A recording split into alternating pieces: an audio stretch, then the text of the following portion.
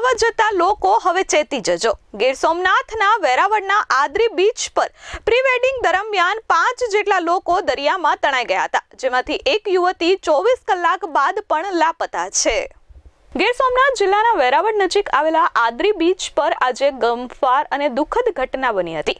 Pre wedding photoshoot માટે આવેલા 5 લોકો દરિયાના ઊંચા મોજામાં તણાઈ ગયા હતા। આ દુર્ઘટનામાં 4 યુવકોનો બચાવ થયો છે, જ્યારે એક યુવતી દરિયામાં લાપતા છે। 5 જેટલા લોકોનું એક ગ્રુપ આદરી બીચ પર પ્રી વેડિંગ ફોટોગ્રાફી માટે આવ્યું હતું। ફોટોશૂટ દરમિયાન અચાનક દરિયાની મોટી લહેર આવી અને તેમાં આ 5 લોકો તણાઈ ગયા હતા।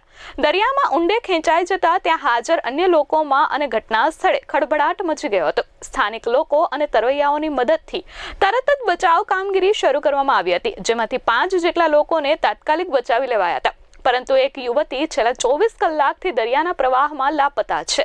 હાલ વેરાવળ ફાયર વિભાગ અનુભવી તરવૈયાઓની ટીમ યુદ્ધના ધોરણે યુવતીને શોધવાની તજવીજ કરી રહ્યા છે। મયંક ડાભી, હાલ incharge leading fireman, Veraval Patan સંયુક્ત નગરપાલિકા ફાયર એન્ડ એમરજન્સી સર્વિસ। અંદાજિત કાલે 11:20 આસપાસ અમને કોલ મળેલો કે આદરીના દરિયામાં 5-6 જણા પ્રી વેડિંગ શૂટ કરવા આવેલા, ત્યાં તેમાંથી એક છોકરી તણાઈ ગયેલી। તેમના માટે અમે અમારી ટીમ રવાના કરેલી તાત્કાલિક। ટીમ હાલમાં હજી પણ 24 કલાક થવા આવ્યા છે આસપાસ, તો હજી એની શોધખોળ ચાલુ છે ને અમે કોસ્ટગાર્ડની મદદ લીધેલી, મરીન પોલીસની મદદ લીધેલી।